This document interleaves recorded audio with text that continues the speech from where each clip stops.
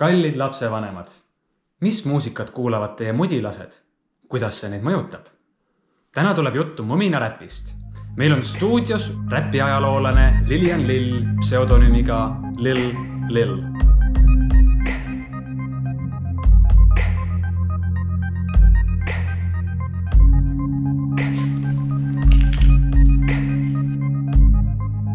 Kuidas tekkis Mõmina räpp? Mis asja? Kuidas tekkis Mõmina räpp? No tegelikult ma väga hästi ei teagi ja ma ei ole viitsinud guugeldada ka.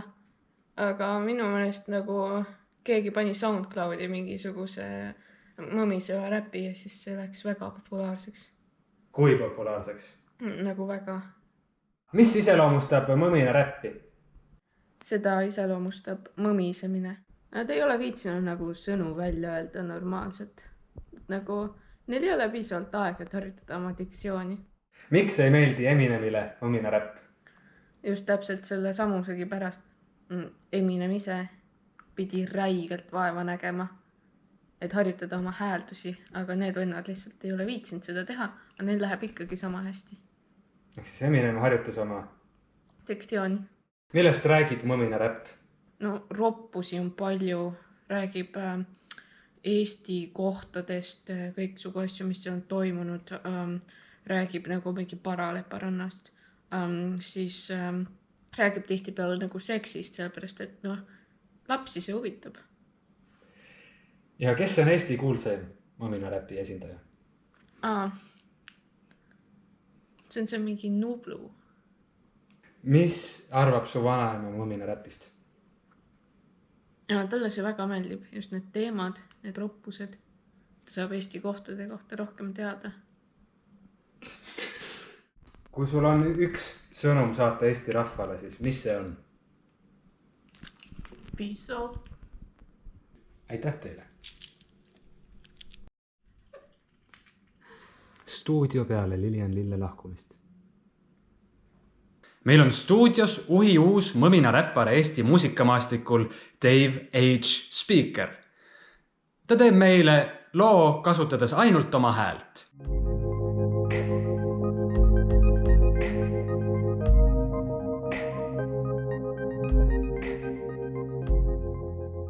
See kõik algas 7. detsembril. Ja musaprodu Tonis ülesandeks kirjutada lugu. Kasutasid ainsa instrumendina oma häält. Hakkasin oma telos oma häält salvestama nädal aega hiljem backstage'is, kui vaatasin, seal on üks laulja. Ta händliks selle olukorra paremini ära kui mina. Teadsin väga hästi, et ülesanne oli minu häälest teha lugu, aga ma olen 3 kuud juba laulutunde võtnud ja ma uskusin, et petab õpetaja ära küll. Igal juhul. See, mis see laulja mulle sisse laulis, kõlas niimoodi.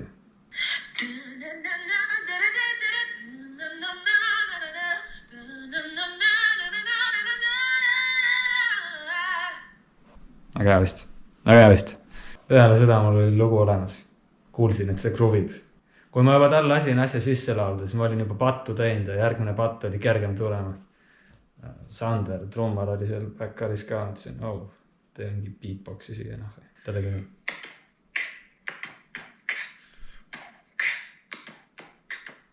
Okei, sämpeldame ära, bass, snare olemas, kõik. Mudisin neid ei, ma vaatan, mis mul siin veel on, ma ei tea, kas ma üldse tagasi ütlen siin videos, ma kuulan, mis siin. Seda ma tegin ise. Selle loo tegemiseks kasutasin ainult 2 vahendit. Läpaka mikker ja Ableton Live 10, mille saab osta Abletoni ametlikult kodulehelt www.piratebay.org. Mul mingi nali oli veel rääkida. No ei ole ka.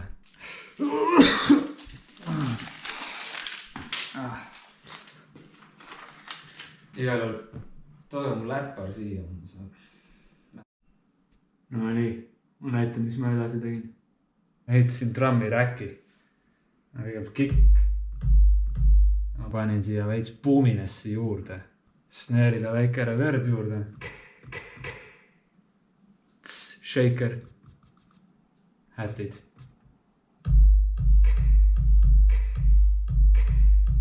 Kruvib.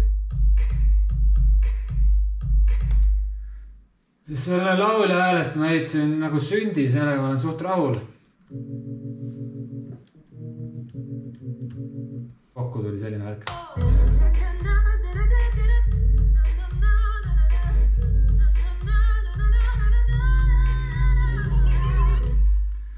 Ma ei tea, mis sa mõtled? Mis värk seal passiga on?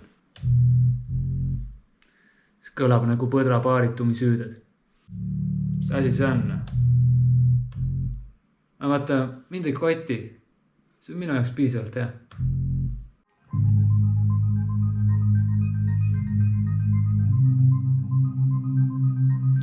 Olemas. Ma oleks võinud siin kohal lõpetada. 2 osa. Mul lahe hääl. Aga siis ma hakkasin seda kuulma. Mõminad. Nad tulid minusse.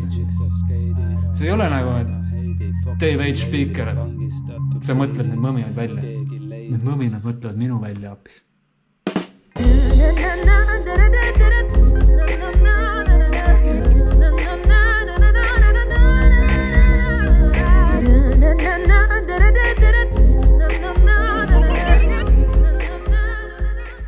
Kas teate, mis muusikat kuulavad teie mudilased? Täna tuleb juttu mõminaräpast.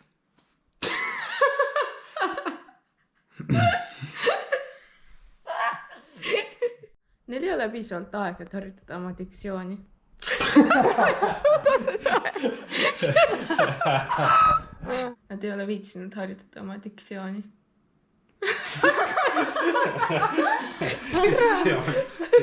Diktsioon. Tahangi põdra paaritumis kõlasid. Mulle meeldib.